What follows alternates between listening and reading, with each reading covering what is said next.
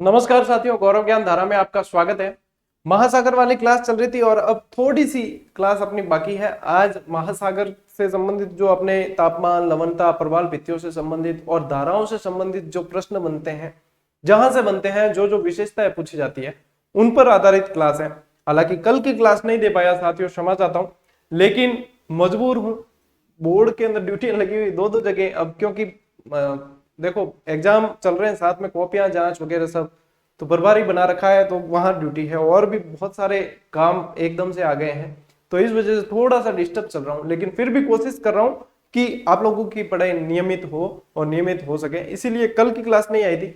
जो भी सूचना होती है टेलीग्राम पर साझा कर दी जाती है, जैसी भी होती है। आज भी टेलीग्राम पर सही समय पर आपको बता दिया था कि आज की क्लास मैं नहीं दे पाऊंगा, तो रिवीजन कर लें या फिर अभ्यास करें, जैसे भी करके अपने आप को मैनेज करें और नियमित बना कर रखें। आज की क्लास आपके लिए लेके आया हूं, तो कहीं कोई संदेह नहीं है। आज पढ़ें बढ़िया। संडे को भी क्लास नहीं दे पाऊंगा क्योंकि मेरी संडे को भी ड्यूटी है, संडे भी फ्री नहीं हूं इस बार, तो इसलिए साथियों संडे को तो वैसे अपने गैप ही रहता है, थोड़ा सा मैनेज करें। वो चिंता नहीं है कि अपन पीछे रहेंगे या समय पर नहीं होगा, वो मेरी जिम्मेदारी है। आपको कैसे भी करके मैं समय पर ही पूरा करवाऊंगा, तो वो चिंता छोड़ दो। बाकी थोड़ी सी अभी, क्योंकि अभी बहुत ज्यादा वर्कलोड है, जो पोस्टेड है उन सभी को पता है कि अभी कितना वर्कलोड रहता है, इस वजह से थोड़ी सी क्लासेस जो है अपन इसमें आते हैं, बैकफुट पे आते हैं। लेकिन कोशिश मेरी यही है कि आपकी नियमितता बनी रहे। ठीक है साथियों, चलिए अपन शुरू करते हैं। हालांकि आप मेरी एक एक बात को समझते हो, ये बात मुझे बहुत अच्छी लगती है कि मेरे वे विद्यार्थी हैं मुझसे जुड़े हुए जो हर चीज को समझते हैं। तो बहुत अच्छा लगता है जब विद्यार्थी किसी शिक्षक को समझता है और मतलब इतनी अच्छी आपकी प्रतिक्रियाएं आती है, तो दिल खुश होता है कि जिसके लिए प्रयास कर रहे हैं वे समझ रहे हैं, तो फिर प्रयास करने का मजा भी आता है। और इसीलिए ये नियमितता मैं भी रख पाया हूं, क्योंकि आप लोग इस चीज को समझते हैं। बहुत बहुत धन्यवाद साथियों। चलिए शुरू करते हैं। प्रमुख महासागरीय विशेषताएं। देखो, महासागरों के तापमान से सीधा संबंध यह है कि उसके ऊपरी जो सतह होती है, उसका जो तापमान होता है वो देखा जाता है। तो ज्यादातर प्रश्न पूछा जाता है, तो यह यहाँ पे आपको मैंने शुरू में भी बताया था कि महासागरीय जल का तापमान 5 डिग्री से 33 डिग्री सेंटीग्रेड तक रहता है। यदि सीधा ही औसत तापमान डायरेक्ट पूछा जाए कि सभी महासागरों का औसत तापमान कितना है, सभी महासागरों का, ठीक है, तो आप ध्यान रखना कि 35 डिग्री, ठीक है, 35 डिग्री सेंटीग्रेड सभी महासागरों का यदि आपको पूछ ले, तो आप ध्यान रखेंगे कि 35 डिग्री सेंटीग्रेड आपके सभी महासागरों का तापमान ध्यान में रखना, औसत तापमान। ठीक है, तापमान के अंदर देखो साथियों, यदि पूछा जाए औसत दैनिक तापांतर, तापांतर का अंतर यह होता है कि रात और दिन में ताप का अंतर कितना होता है। ये तो महासागरों में यदि देखा जाएगा तो 1 डिग्री या इससे भी कम, या तो 1 डिग्री या इससे भी कम रहता है अपने तापांतर जो होता है महासागरों के। ऊपरी सतह का ही ज्यादातर नोट किया जाता है, वो वाली चीज है। सीधी सीधी बात बता रहा हूं आपको, हालांकि इसमें गहराई में तो बहुत ज्यादा 3 सतह में होता है इसका तापमान भी, सब कुछ अलग चीजें हैं, लेकिन जहां पे आपको जितनी जरूरत है उसके हिसाब से मैं बता रहा हूं। विषुवत रेखा से ध्रुवों की ओर यदि बढ़ेंगे तो तापमान में गिरावट आएगी। ठीक है, विषुवत रेखा से ध्रुवों की ओर बढ़ोगे तो तापमान में गिरावट आएगी। क्यों? ध्रुवों की ओर देखो ठंडे होते हैं, लेकिन ऐसा है कि विषुवत रेखा पर संवहनीय वर्षा होती है, मतलब हर दिन वर्षा होती है लगभग। तो विषुवत रेखा पे स्पेशली देखोगे तो तापमान क्या होता है, कम भी होता है, लेकिन कर्क और मकर की अपेक्षा देखोगे तो कम होता है। लेकिन यदि बढ़ोगे ध्रुवों की तरफ तो वहां पे मतलब आप ये समझ के चलो कि वहां पे निरंतर जो है ध्रुवों की तरफ सीधे बढ़ोगे तो वहां पे कम ही होगा। तो तापमान यदि सीधी लैंग्वेज आती है कि विषुवत रेखा से ध्रुवों की ओर बढ़ने पर तापमान में क्या प्रभाव पड़ता है, तो वहां पे कम होता है। ठीक है, देखो साथियों, महासागरीय लवणता। अब लवणता क्या है? सिर्फ नमक घुला हुआ है, ये लवणता नहीं है। सागरीय महासागरीय जल के अंदर जितने भी दूसरे तत्व मिले हुए हैं, पदार्थ मिले हुए हैं, वे सब लवणता के अंदर आते हैं। ठीक है, अब लवणता के अंदर ज्यादातर यूं कहते हैं लवणता यानी लूण मिर्च जोड़ो, अरे यूं नहीं है।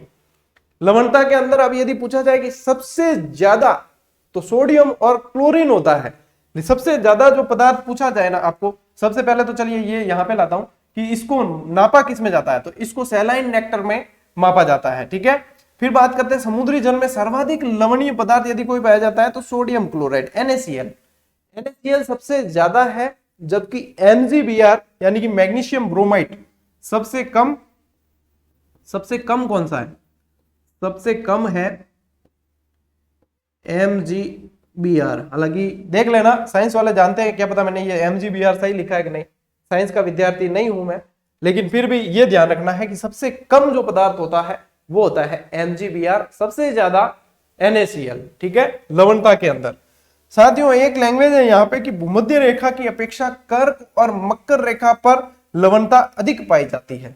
इसका कारण क्या है कि कर्क और मकर रेखा पर लवणता अधिक पाई जाएगी और भूमध्य रेखा पर कम पाई जाएगी, इसका क्या कारण है, इसको समझना। भूमध्य रेखा पर आप पाते हो कि डेली वर्षा होती है, ठीक है, लगभग, तो वहां पे मतलब डेली वर्षा होती है, चलिए, तो पानी जुड़ता रहता है, लवणता का मुख्य जो स्रोत होता है वो वैसे नदियां होती है, ठीक है। कर्क रेखा पर क्या होता है, यहाँ पे डेली वर्षा होती है लेकिन वाष्पीकरण कम होता है। डेली वर्षा होने का मतलब क्या है कि बादल रहेंगे, वाष्पीकरण कम होता है भूमध्य रेखा पर, ठीक है। कर्क और मकर रेखा पे आसमान खुले रहते हैं, कर्क और मकर रेखा पर आसमान खुले रहते हैं, खुले आसमान में वाष्पीकरण बहुत ज्यादा होगा, तो वाष्पीकरण ज्यादा होने से वहां का जल जो है वो कम होगा, वहां से ऊपर उठने लगेगा। लवणीय पदार्थ वो तो वाष्पीकरण में जाते नहीं है, क्योंकि वर्षा होती है तो आपको पता है कि वर्षा बिल्कुल शुद्ध होती है, ताजा पानी है ना, तो वहां पे वो लवणता वहां पे फिर इसलिए ज्यादा होती है कि वाष्पीकरण बहुत अधिक मात्रा में होता है कर्क और मकर रेखा पे, क्योंकि आसमान खुले रहते हैं। भूमध्य रेखा पर आसमान बादलों से ढके रहते हैं, डेली वर्षा होती है, तो वहां पे वाष्पीकरण इसलिए अपने लवणता जो है इसलिए यहाँ पे कम होती है विषुवत रेखा पे, और आपके कर्क और मकर रेखा पर ज्यादा होती है, ठीक है, लवणता का कारण। ये लैंग्वेज समझने लायक है, अब यूं नहीं है कि खाली के गुरुजी लिखे उड़ो है, जब तक समझ में नहीं आएगी तो फिर रट्टा मारना पड़ेगा।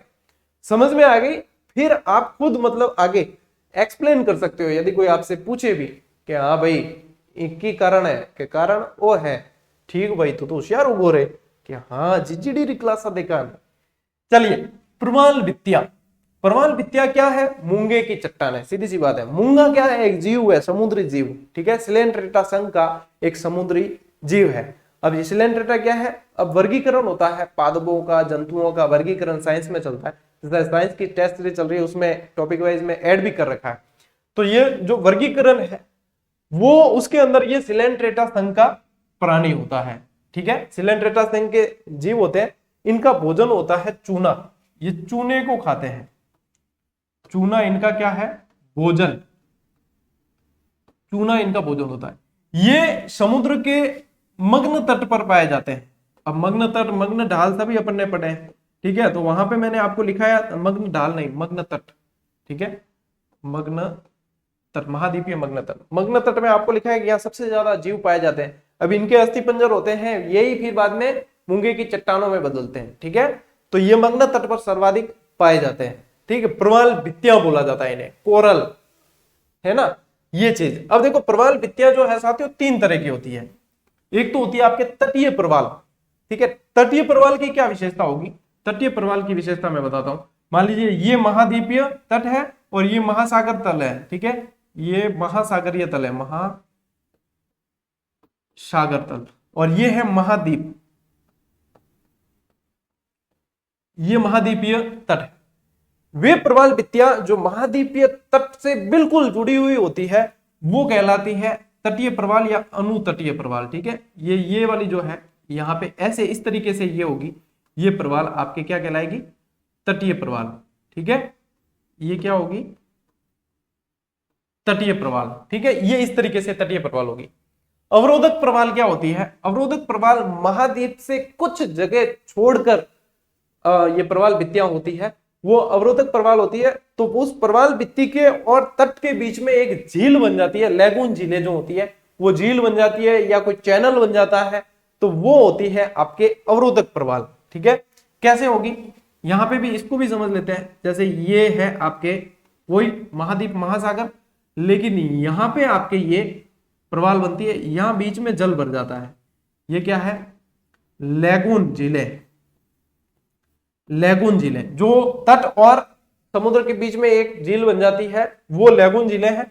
और यहां पे ये जो प्रवाल बनेगी ये होगी आपके अवरोधक प्रवाल, ठीक है, समझ लेना, एक बार समझ गए बस काम तमाम, ये होती है अवरोधक प्रवाल। अब जैसे ग्रेट बैरियर रीफ है ना ऑस्ट्रेलिया के पूर्वी तट पर, वो अवरोधक प्रवाल का उदाहरण है। ये अवरोधक प्रवाल जो होती है ना, ये समुद्री यातायात के लिए बाधक होती है।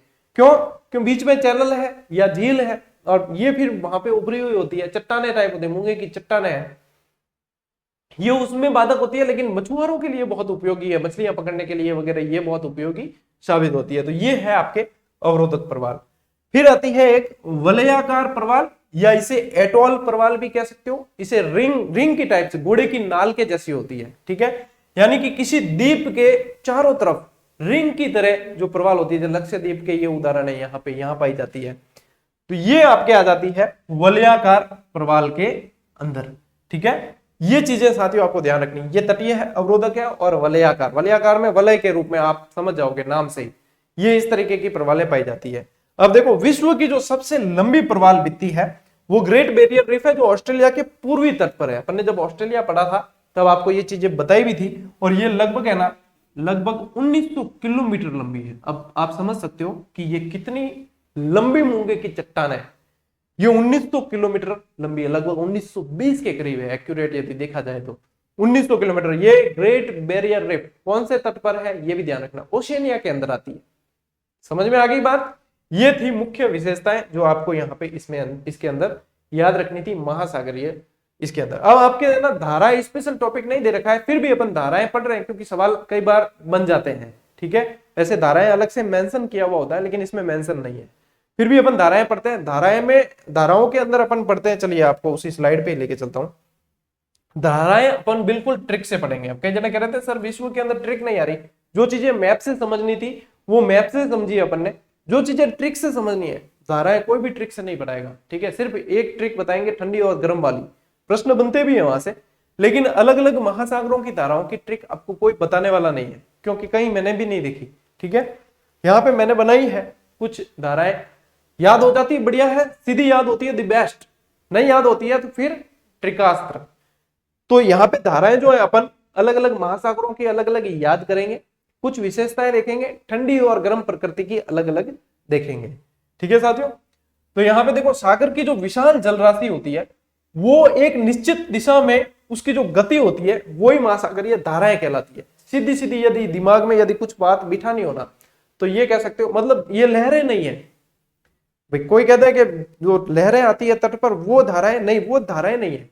समुद्र के अंदर यूं समझ लो कि अलग अलग नदियां बहती है समुद्र के अंदर भी। सीधी सी लैंग्वेज यदि समझनी हो तो, समुद्र तो बहुत लंबा चौड़ा है, समुद्र के अंदर भी अलग अलग नदियां बहती है, कोई ठंडी है कोई गर्म है, वो होती है धाराएं।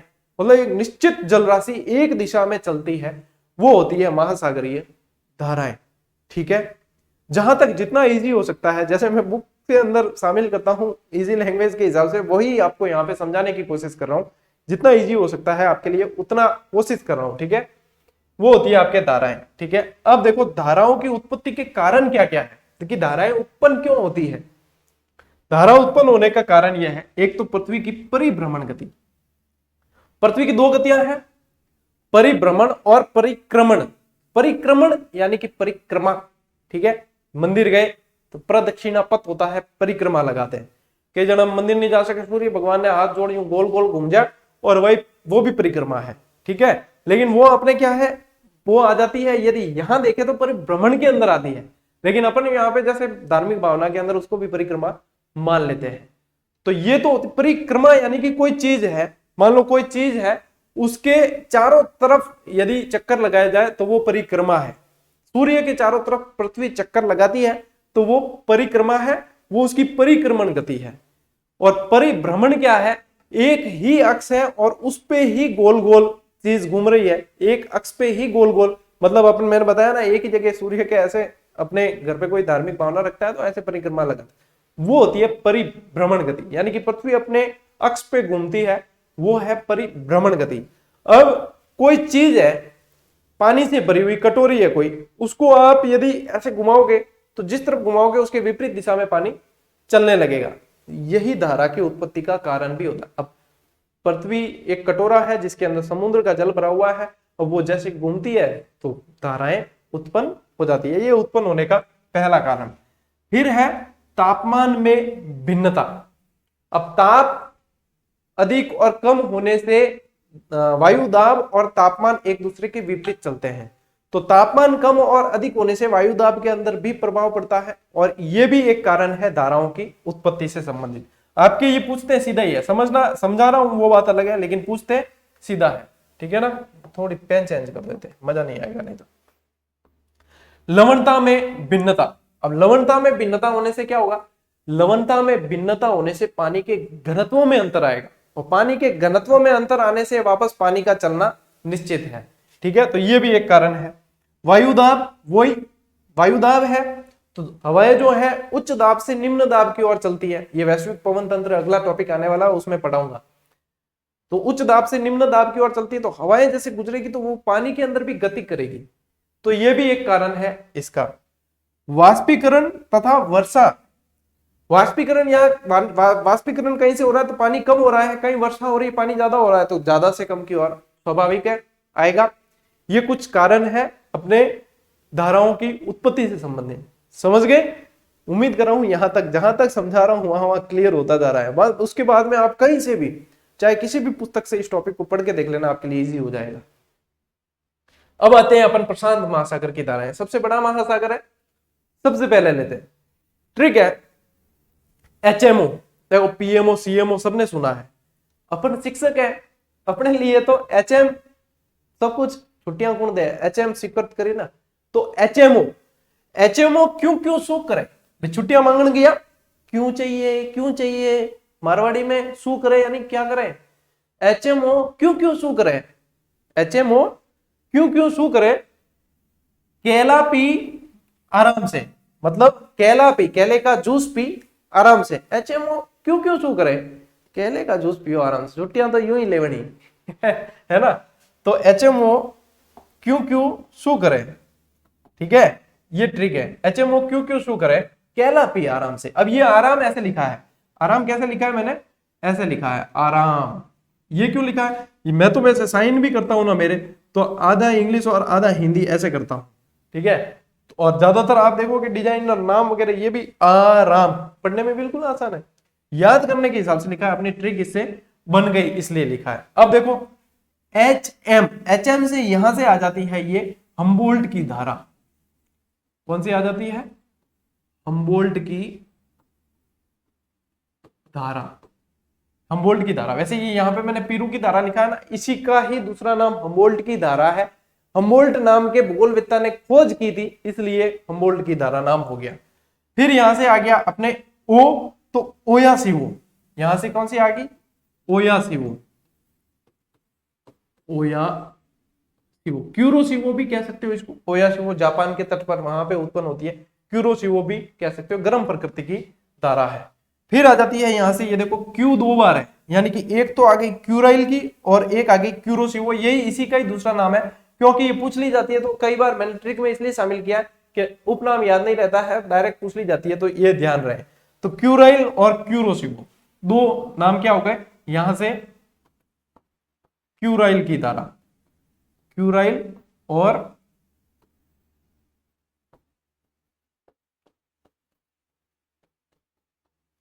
क्यूरोसिवो, ठीक है, क्यूरोसिवो धारा। अब आ गए अपन सू पर, सू से आ जाएगा आपके सुसीमा की धारा, सुशीला नहीं हो, सुसीमा है, कई जना सुशीला याद ले जाए, सुसीमा की धारा ये आ गई, देखो सुसीमा की धारा, ठीक है। फिर केला यानी कि कैलिफोर्निया की धारा, कैलिफोर्निया के तट पर तो कैलिफोर्निया की धारा, ठीक है। अब ये पी, यहां पे ये कैलिफोर्निया हो गई, पी यानी पीरू या पेरू, पीरू की धारा, ठीक है। और ये एक ए है, इसका मतलब है अल्यूशियन की धारा, अल्यूशियन की धारा, और दूसरा ए है उसका मतलब है आपके पूर्वी ऑस्ट्रेलिया, मतलब दूसरा है ए है, उससे लेना है आपको ऑस्ट्रेलिया, और वो भी पूर्वी, ठीक है ना, ऑस्ट्रेलिया और वो भी पूर्वी। अब पूर्वी क्यों, कि प्रशांत महासागर और ऑस्ट्रेलिया महाद्वीप आपको दोनों पढ़ा है, तो प्रशांत महासागर ऑस्ट्रेलिया के कहां है, पूर्व के अंदर है, तो पूर्वी ऑस्ट्रेलिया की धारा। पश्चिमी ऑस्ट्रेलिया वाली आ जाएगी फिर हिंद महासागर के अंदर, ठीक है ना। ये हो गई साथियों, ये जो जगह होगो ना वो ये हो गई है आपके धाराएं। इसलिए मैंने यहाँ पे लिखी है क्योंकि यहाँ पे ये आपके मान लो समझ में नहीं आए तो ये पूरी ट्रिक है। और एक काम करते हैं, मैं इसको मिटा ही देता हूं, ये फ्री रखता हूं आपके लिए। तो क्या होगा कि आप यहां से इसको देख लेना ताकि आपकी, क्योंकि यहाँ पे बहुत सारे एरो एक दूसरे के अंदर घुस रहे हैं तो आपके ये थोड़ा सा कंफ्यूजन हो जाएगा और ट्रिक दिखेगी नहीं जब मैं पीडीएफ शेयर करूंगा तो इसलिए इसको मैं एक बार यहां से मिटा ही देता हूं ताकि आपके ये आराम से आप इसको नोट कर पाओगे। ये पूरे ही क्रम से ही लिखा हुआ है, इस तरीके से क्रम चलाना है आपको, ठीक है। पहले ये फिर ये, ठीक। तो ये आप अच्छी तरीके से अपने आप जब नोट करो तो इसको ऐसे निकाल के, क्यों आपके पास में रजिस्टर में स्पेस काफी होगा तो उसके अंदर आप व्यवस्थित रूप से लिख देना, ठीक है। ये अब चलते हैं अपन आगे, चलिए देखो अब आ गए अपन अटलांटिक महासागर में, ठीक है। अटलांटिक महासागर में देखो ट्रिक बड़ी मजेदार है। ब्राजील में आंटी बीएफ के साथ घपलो ना कर ले, मैं छोरा गणा सी ब्राजील में आंटी बीएफ के साथ घपलो ना कर ले, ठीक है। खाली ट्रिक है रे, कोई मतलब गलत मतलब नहीं निकाला, ट्रिक याद करनी है, ठीक है। ब्राजील ये याद ऐसी बहुत जल्दी होती है इसलिए ऐसी बनाई है। क्या होता है कि पढ़ने में बहुत सारा स्ट्रेस होता है लेकिन बीच में कोई ऐसी चीज आती है ना जो अपन को स्ट्रेस फ्री करती है तो याद बहुत जल्दी हो जाती है। तो ये ब्राजील में आंटी बीएफ के साथ घपलो न कर ले, तो सबसे पहली जो धारा है वो आपके ब्राजील की धारा, ठीक है। इसके बाद में ये देखो आंटी, आंटी का मतलब है यहां से लेना है एंटीलीज की धारा, आंटी यानी एंटीलीज की धारा। अब बी और एफ ये दोनों अलग अलग है। बी का मतलब है बेंगुला की धारा और एफ यहां पे आपको दिख नहीं रहा होगा, एफ का मतलब है फॉकलैंड की धारा।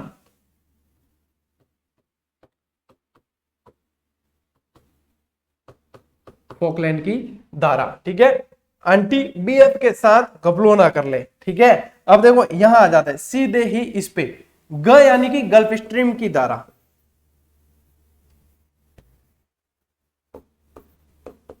सबसे गर्म गल्फ स्ट्रीम की तरफ, विश्व की सबसे गर्म है, यूरोप का कंबल कहा जाता है जिसे गल्फ स्ट्रीम की। और फ्लो यानी कि फ्लोरिडा, फ्लो यानी फ्लोरिडा की धारा, ये फ्लोरिडा की धारा। अब ना यानी नॉर्वे की धारा, और यहां से क यानी कनारे की धारा, और ले यानी लेब्राडोर की धारा। बिल्कुल आसान ट्रिक है। ब्राजील में आंटी बीएफ के साथ घपलो ना कर ले, भाई मैंने तो इसको याद कर रखी है और मेरे कभी धारा से संबंधित प्रश्न गलत कभी कहीं किसी एग्जाम में नहीं हुआ। ये जो है अब इसके अंदर से प्रश्न जाएगा कहां से बाहर, ठीक है। कुछ विशेषताओं के अंदर बताऊंगा आपको कहां कहां कौन सी धारा की विशेषताएं याद करनी है, ठीक है। तो यहाँ पे ये पूरी की पूरी ब्राजील में आंटी बीएफ के साथ घपलो ना कर ले, ठीक है। चलिए अब आंटी से आ गए मैडम पर, हिंद महासागर, ठीक है। हिंद महासागर की धाराएं, मैडम के मोजे ऑस्ट्रेलिया के मानसून में भीगे, भाई इनू इजी और की हो सके, मैडम के मोजे ऑस्ट्रेलिया के मानसून में भीगे, ठीक है। तो हिंद महासागर की धारा है, सबसे पहले मैडम से मतलब है मेडागास्कर की धारा, मेडागास्कर द्वीप आपको बताया था, मेडागास्कर की धारा, ठीक है। मोजे से मतलब है मोजाम्बिक की धारा, मोजाम्बिक चैनल भी बताया था आपको मेडागास्कर को जोड़ने वाला, तो मोजाम्बिक की धारा, ठीक है। ऑस्ट्रेलिया से मतलब है पश्चिमी ऑस्ट्रेलिया की धारा। अब यहाँ पूर्वी और पश्चिमी का अंतर आपको मैप को ध्यान में रखकर करना है तो आराम से कंफ्यूज कहीं भी नहीं होंगे। पश्चिमी ऑस्ट्रेलिया की धारा, और मानसून से मतलब है उत्तरी पूर्वी मानसूनी धारा। तो ये साथियों जो है आपके कौन सी है, ये हिंद महासागर की धाराएं हैं। यहां पे भी मैंने नहीं लिखा है क्योंकि यहाँ पे ये क्रम से ही लिखी हुई है, ये ध्यान रखना। एक तो प्रश्न बनने का पैटर्न है ये, दूसरा प्रश्न बनने का पैटर्न है कि कौन सी ठंडी धाराएं हैं और कौन सी गर्म धाराएं हैं। ये प्रश्न भी बहुत बनता है और इसको विशेष रूप से ध्यान देना है। तो ये ट्रिक सारी मैंने बनाई हुई है, ये ट्रिक जो आया है अब ये मैंने बनाई हुई नहीं है, ठीक है। ये इसलिए देखो जो अपना बनाया हुआ है उसे कहने में कोई हर्ज नहीं, जो नहीं है उसे स्वीकारने में कोई हर्ज नहीं। ये धारा क्या, ये ट्रिक जो है सार्वभौमिक ट्रिक है। सार्वभौमिक इसलिए कहीं भी देख लो ठंडी और गर्म धाराओं की ट्रिक आपको यही देखने को मिलेगी क्योंकि ये बहुत जल्दी याद होती है और ये परफेक्ट है एकदम।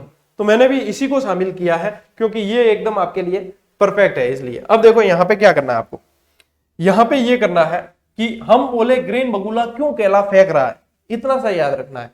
हम बोले ग्रीन बगुला क्यों केला फेंक रहा है, ये जो है साथियों प्रमुख ठंडी धाराएं हैं, यानी कि ये धाराएं ठंडी है। इसके अलावा जितनी धाराएं अभी तक पढ़ी अपन ने जितनी भी धारा है वो सारी गर्म है। तो ठंडी की याद कर लेते हैं, गर्म अपने आप निकल जाएगी।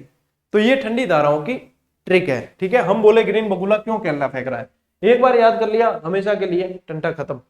ठीक है, सबसे पहले हम बोले इतना लेते हैं, यहां से आएगी हम्बोल्ट की धारा। ठीक है, हम्बोल्ट की धारा, यहां से आएगी लेब्राडोर की धारा। अब ये लेब्राडोर की जो धारा है वो विश्व की सबसे ठंडी धारा है। ठीक है, लेब्राडोर की धारा, यहाँ थोड़ा सा क्रम चुका है, यहाँ लिखने के अंदर ये सही है, ये लेब्राडोर की यहाँ लिखा है। ये है ग्रीनलैंड की धारा। ठीक है, अब ग्रीनलैंड द्वीप आपको बताया हुआ है, ग्रीनलैंड की धारा। ठीक है, ये बगुला से मतलब है बेंगुला की धारा, बेंगुला धारा। ठीक है, इस क्यू से मतलब है क्यूराइल की धारा।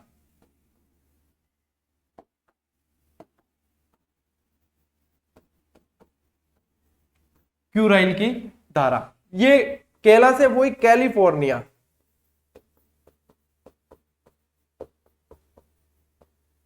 कैलिफोर्निया की धारा। ये एफ से मतलब है फॉकलैंड की धारा, फॉकलैंड की धारा। ठीक है, ये ए से मतलब है ओखाटस्क की धारा, ओखाटस्क सागर भी बताया था आपको। ठीक है, ओखाटस्क की धारा। और ये के से मतलब है कनारी की धारा, कनारी की धारा। अब ये जो है ना, ये सारी की सारी आपके ठंडी धाराएं हैं, सब ये सारी ठंडी धाराएं हैं। देखो सारी की सारी, मैं एक अलग पेन से इनको घेरे में ले लेता हूं ताकि आपके कहीं कोई समस्या नहीं हो समझने के अंदर। ये धारा, ये धारा, ये धारा, ये बेंगुला, ठीक है, ये कैलिफोर्निया, ये फॉकलैंड, ये ओखाटस्क, ये कनारी और ये क्यूराइल, ताकि सारी अलग अलग आपको दिख सके, किसी के अंदर कोई मिक्स नहीं हो, इसलिए इसको अलग से मार्क कर दिया है। ठीक है, ये धाराएं हैं सारी की सारी ठंडी, इनके अलावा जितनी है वो सब है गर्म। तो ये यहां तक याद है, फिर आपके प्रश्न देखना प्रकृति प्रश्नों की सही होने लगेगी। ठीक है, अब कुछ विशेषताएं, कुछ विशेषताओं के अंदर जैसे सबसे ठंडी और सबसे गर्म आपको याद रखनी है। जैसे विश्व की सबसे गर्म जल धारा जो है साथियों, वो गल्फ स्ट्रीम की धारा है। गल्फ स्ट्रीम को यूरोप का कंबल भी कहा जाता है। हिम बख्शी, हिम मंजी, जैसे चिनूक हवा होती है वैसे ही ये गल्फ स्ट्रीम की धारा है, जो कई सारे ग्लेशियर को पिघलाने का काम करती है, गर्मी बढ़ा देती है समुद्र के अंदर। ठीक है, फिर देखो साथियों, आपके विश्व की सबसे ठंडी धारा है वो लेब्राडोर की धारा है। गल्फ स्ट्रीम और लेब्राडोर का जहां मिलन होता है वहां पे एक विशेष रूप का मतलब माहौल बन जाता है, जहां मतलब धुएं के गुब्बार उठने लगते हैं, धुआं बन जाता है बहुत सारा, तो वहां प्लेन उड़ने में वगैरह बहुत समस्या होती है। और यहाँ पे ही एक ऐसा माहौल बनता है कि यहाँ एक सार्गेसो सागर है, अटलांटिक महासागर के अंदर एक ऐसा सागर है जिसकी कोई सीमा नहीं है, और वहां प्लैंकटन घास उगती है जो मछलियों का बहुत खाने का चारा है एक तरह का। तो वहां प्लैंकटन घास के कारण बहुत ज्यादा मछलियां पाई जाती है, ग्रैंड बैंक वगैरह वो सब है, तो वहां मछली पालन बहुत ज्यादा होता है। ये वहां की विशेषता है जहां गल्फ स्ट्रीम और लेब्राडोर का मिलन होता है। ठीक है, ये आपको ध्यान रखना है। ठीक, पेरू की धारा जो है साथियों, पेरू का ही दूसरा नाम हम्बोल्ट की धारा है, क्योंकि हम्बोल्ट नामक भूगोलवेत्ता ने इसकी खोज की थी। ठीक है, देखो साथियों, अल नीनो और ला नीनो प्रभाव। ठीक है, ला नीनो ये एक जल धारा है जो पेरू के तट से ही उठती है, पेरू के ही पश्चिमी तट से उठती है, लगभग 180 किलोमीटर दूर से उठती है वहां से। अब इनका प्रभाव क्या होता है, इनका प्रभाव भारतीय मानसून पर पड़ता है। क्यों पड़ता है, क्योंकि ये प्रशांत महासागर से हिंद महासागर में प्रवेश करती है और यहाँ के मानसून को धकेलने का भी काम करती है। तो ये अल नीनो और ला नीनो जो है साथियों, इसका क्या प्रभाव पड़ता है, देखो ये वैसे अल नीनो गर्म प्रकृति की है, ला नीनो ठंडी प्रकृति की है, यहां समझना। अल नीनो जो है वो गर्म प्रकृति की है, ला नीनो ठंडी प्रकृति की है। ठीक है, भारत में यदि देखो वहां पेरू के तट पर वहां पे अल नीनो धारा उत्पन्न होगी, वैसे 4-5 साल में एक बार होती है अल नीनो। अल नीनो उत्पन्न होगी तो भारत में सूखा पड़ने के चांसेस रहेंगे, सूखा होगा यानी मानसून मंद होगा। ठीक है, ला नीनो जिस टाइम बनेगा उस समय भारत में मानसून बहुत अच्छा होगा, या तो अतिवृष्टि होगी या फिर अच्छी बारिश होगी। ठीक है, ये ला नीनो प्रभाव, ला नीनो ठंडी धारा है। अल नीनो जो है साथियों, इसका ये वैसे स्पेनी नाम है अल नीनो। नीनो वहां पे, नीनो यानी छोटा बच्चा, अपन मारवाड़ी नहीं कहते नैनो, तो अल नीनो यानी छोटा बच्चा, और इसे मछुआरों ने वैसे नाम दिया है ईसा का बच्चा। ईसा का बच्चा इसलिए कहते हैं क्योंकि क्रिसमस के आसपास ये प्रभाव इसका देखने को वहां पे मिलता है। अल नीनो के कारण पेरू के तट पर अतिवृष्टि होती है, भारत में सूखा पड़ेगा। पेरू के तट पर अतिवृष्टि होगी, भारत में सूखा पड़ने का कारण है। ला नीनो, भारत में अच्छी बरसात। ठीक है, भारत में अच्छी बरसात होगी। तो ये है साथियों, इसे ईसा का बच्चा भी कहा जाता है, अल नीनो तारा को। तो ये साथियों अपना समुद्र, महासागर और उसकी विशेषताओं से संबंधित पूरा हो गया है चैप्टर। आगे सोमवार को आपके चैप्टर आएगा, कौन सा आएगा? वैश्विक पवन तंत्र। दिमाग में इतनी सारी चीजें हैं, भूल जाऊं कई बार। वैश्विक पवन तंत्र आएगा, जिसको अपन व्यवस्थित उस पूरे सप्ताह में समझो कि अपन वही वैश्विक पवन तंत्र पढ़ने वाले, क्यों व्यवस्थित पढ़ेंगे उसको, बहुत सवाल बनते हैं, इसलिए अपनी कोशिश यह है कि सवाल किसी भी तरीके से बाहर नहीं जाए, और मान लो बाहर जाता है तो वो नुकसान ना पहुंचाए। मेरी कोशिश ये रहती है। देखो ऐसा नहीं है कि सवाल बाहर नहीं जा सकते, कोलगेट वालों भी 99% क्या कीड़ा मर, 1% नहीं बता हुआ है, ठीक है ना। सवाल बाहर जा सकते हैं, लेकिन वो 1% नहीं बताना, फिर भी अपन करते हैं कि ये नुकसान नहीं पहुंचाएगा। वही चीज है कि बाहर जा सकते हैं, लेकिन अपन कोशिश ये करें कि वो हमें नुकसान न पहुंचाए, हमारे सिलेक्शन पे उसका प्रभाव नहीं पड़े, जो बाहर जा रहा है वो हमें बाहर ना करे। ये कोशिश कर रहे हैं, ये टारगेट लेकर चल रहा हूं मैं कि ये हो और ये होगा।